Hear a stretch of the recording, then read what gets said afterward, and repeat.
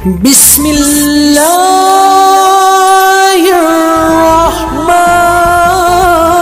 حضرت انس رضی اللہ الرحیم۔ تعالی عنہ سے روایت ہے کہ آپ صلی اللہ علیہ وسلم نے فرمایا، دعا کرو، دعا تقدیر کو رد کر دیتی ہے۔ حضرت سلمان فارسی رضی اللہ تعالی عنہ سے مروی ہے کہ آپ صلی اللہ علیہ وسلم نے فرمایا، دعا کے علاوہ کسی اور چیز سے تقدیر نہیں بدلتی، اور حسن سلوک کے علاوہ کسی اور چیز سے عمر میں اضافہ نہیں ہوتا۔ مستدرک حاکم میں حضرت ثوبان سے بھی اس طرح منقول ہے۔